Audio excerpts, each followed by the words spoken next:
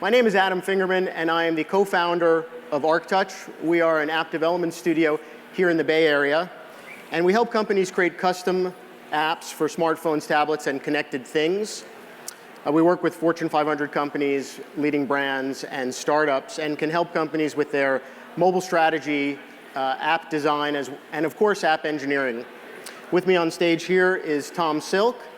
He is the Senior Vice President and Head of Marketing for KB Home, one of the top 10 home builders in the country. They've created over 500,000 homes across the country, and they are well known for being industry innovators when it comes to conservation of scarce resources.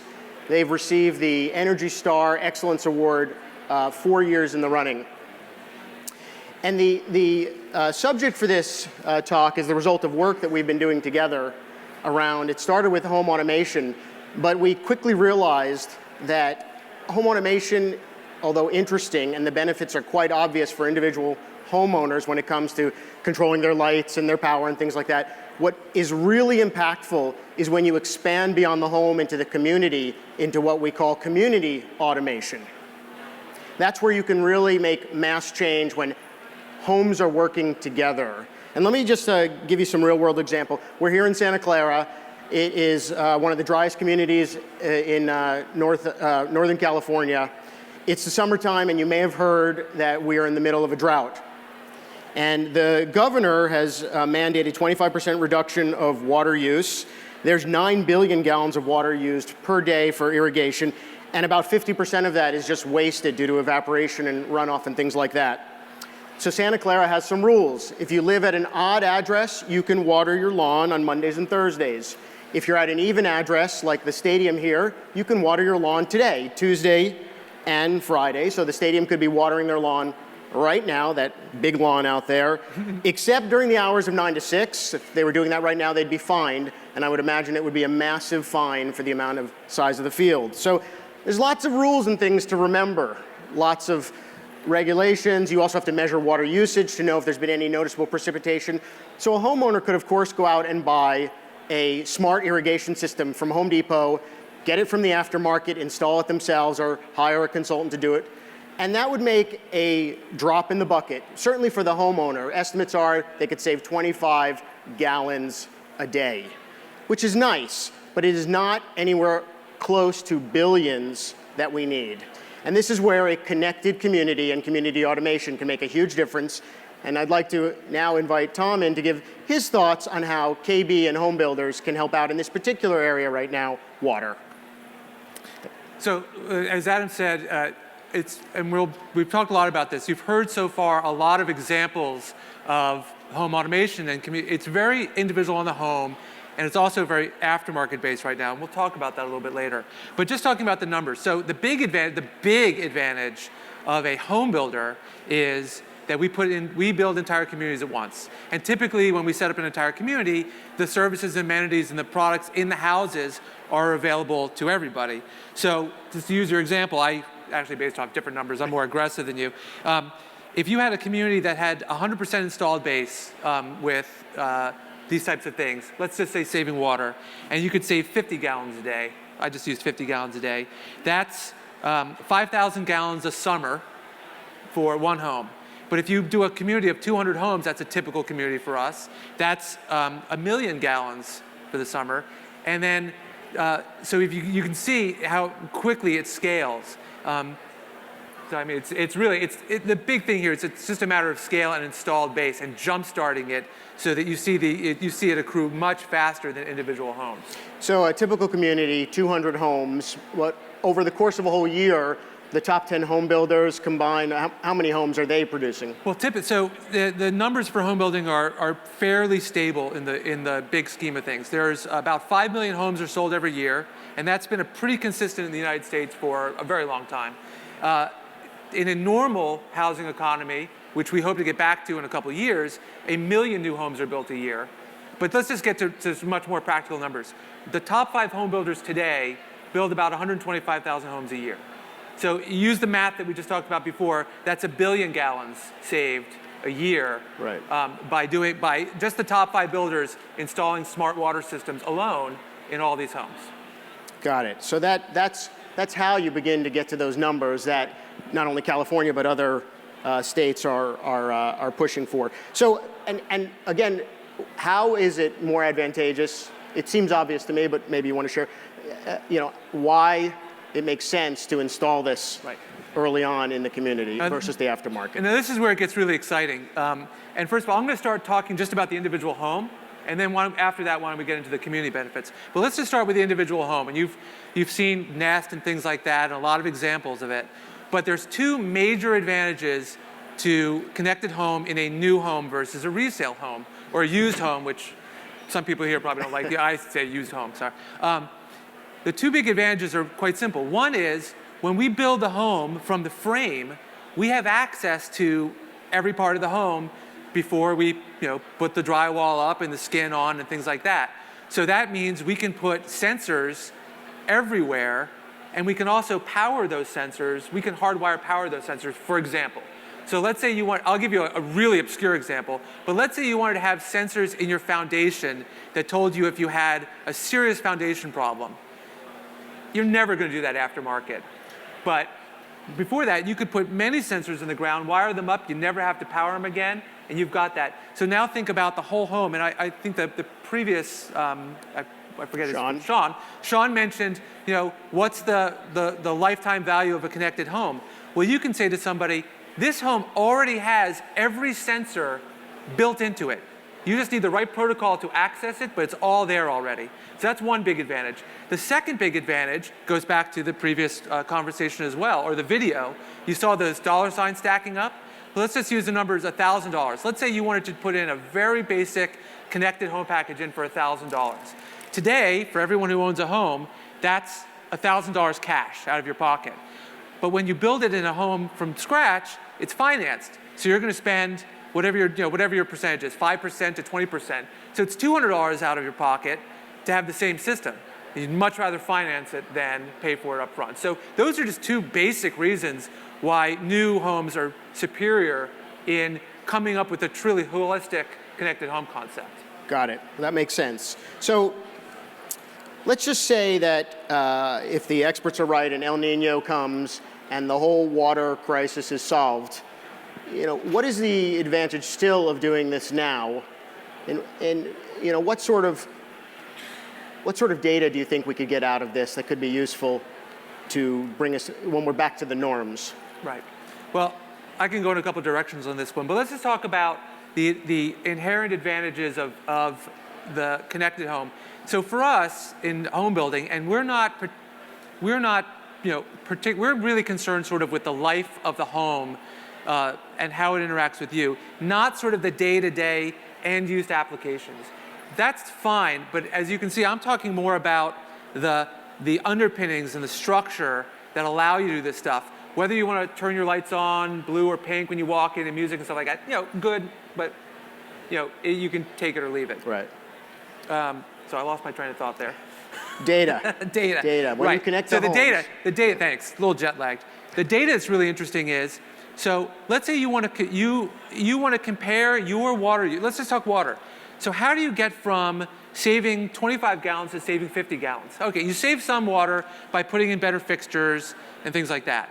But what you really have no idea when you're an individual is you have no idea how other people in your neighborhood are using water. You've got no clue.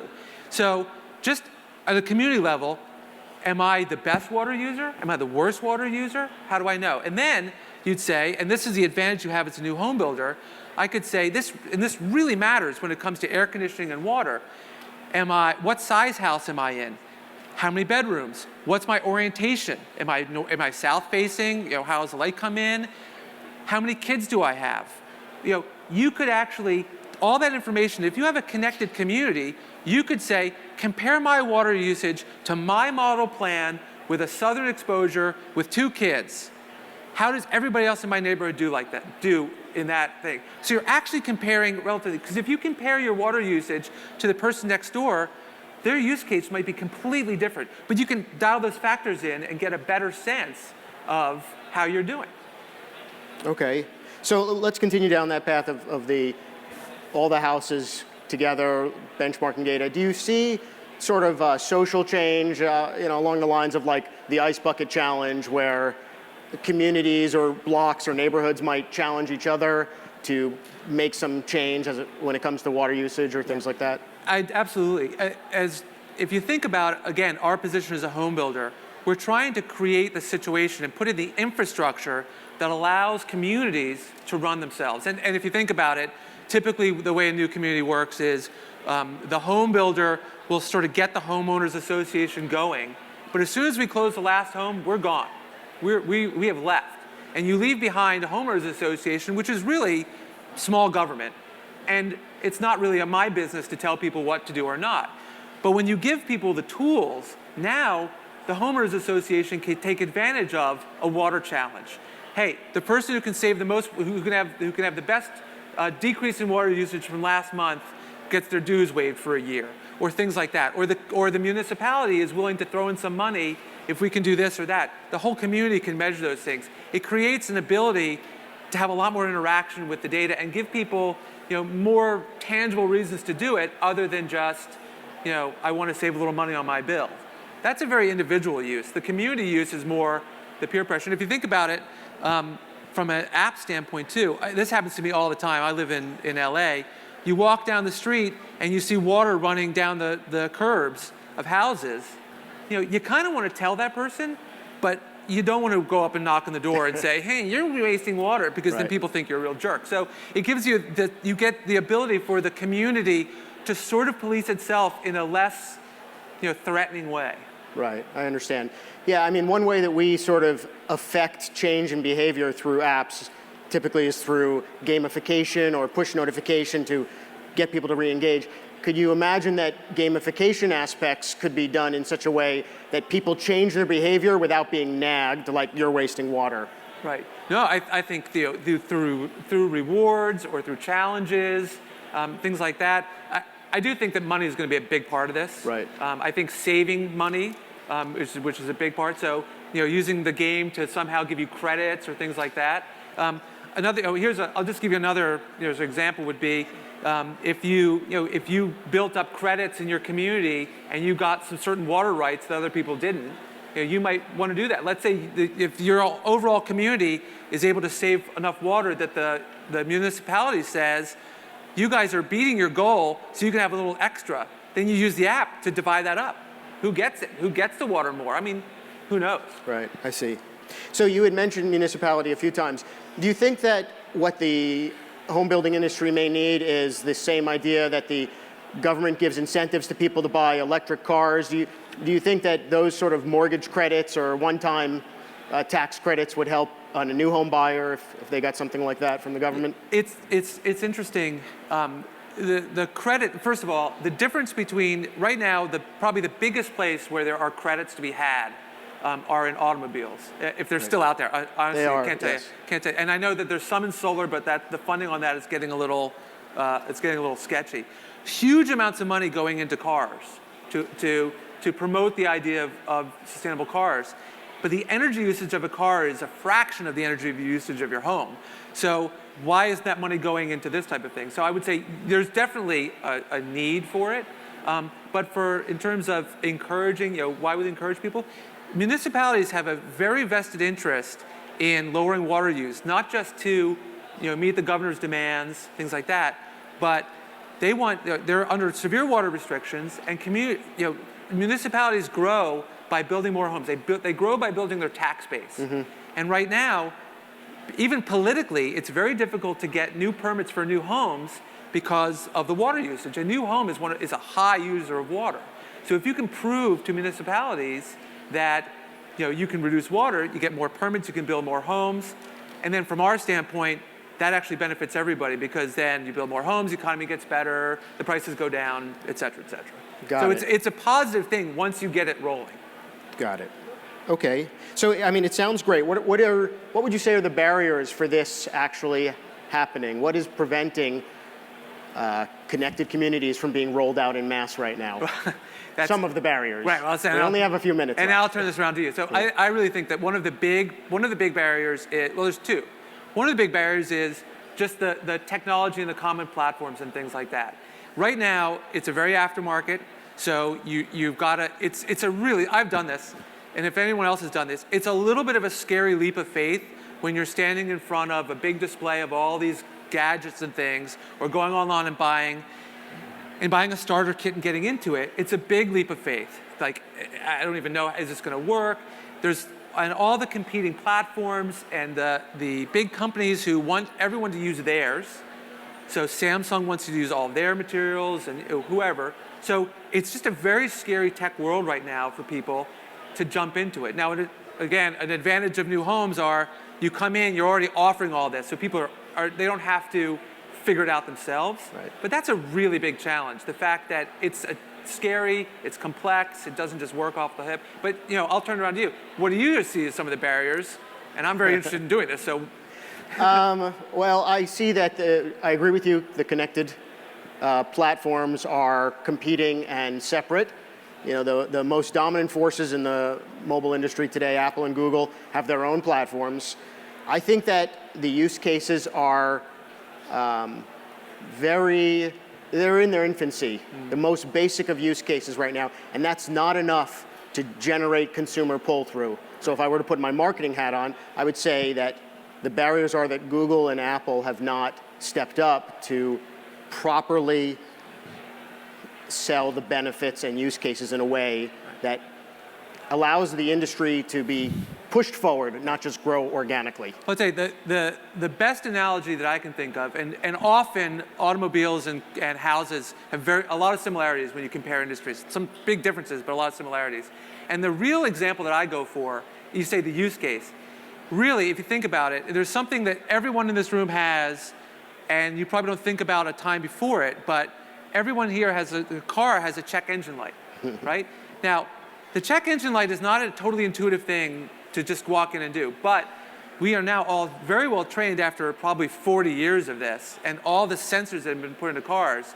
You better deal with the problem when the check engine light comes on, because it's a lot more expensive later. Well, as a home builder, that really appeals to me, and that's a use case which transcends the mood lighting effect. Yes. This is, I want to know about a problem in my house, so I can fix it for $200 before it costs me $10,000. So for example, a water leak. And interestingly, if you think about it, about 20% of the water wasted in this state are internal home leaks. That's small little leaks in your house you've got no idea about. So and by the way, who here has had a water break or a leak turn into a break behind drywall and had to fix it? Right. So think of the world now where these sensors and everything are going to basically, your home is going to tell you what to do.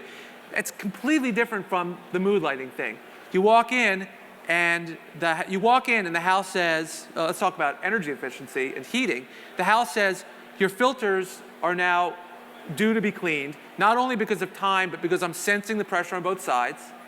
And so I've automatically ordered for you the proper filters. If anyone's tried to buy filters, it's like you never get the right filter, it's a real pain.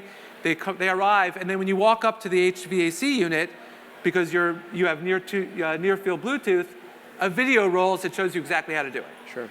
Now, as a homeowner who deals with not the fun, let's sync the music to the lights, but deals with the realities of being a homeowner, it's a huge advantage. Sure, I could see that. A check home light for your home makes sense. It's the single biggest purchase people make in their entire lifetime. We should take care of it the same way we take care of our cars. Right. So, well, thank you very much, Tom. I appreciate your time. Thank you. Do we have doing questions? Or do we not have time? We have time for a question. One good Anybody have a question for Tom? What about maintaining these types of systems? So the check engine light has been on in my car since I bought it. Right. I bought it used. The engine's fine. My husband happens to be a car guy, so that works out. Do you see it as your company's responsibility, therefore, to sort of maintain or be the first response for this future? Well, the future that you're alluding to, this check engine for the home. The reason why I bring up the question is what's the utility of the check engine light, or why and whose responsibility is it to actually maintain it? Whose responsibility is to maintain it? The bottom line is it's the homeowner, and really, if you take anything away from this, the internet's awesome. Go home and check the paint on your house, because the lack of homeowner maintenance causes almost every problem that we face. And so the aging of housing stock and the money you pour into this stuff, if you just maintained your house better, it's going to work a lot better. And now, one thing that we can do using this technology is by monitoring the house, we could certainly make it a lot easier. It's a pain. You don't think of it, but awareness is a big part of it. And we could even eventually get to the point where we connect you with vendors and things like that, or do it ourselves. But it's the biggest, most important thing you ever buy, and you buy it and forget about it.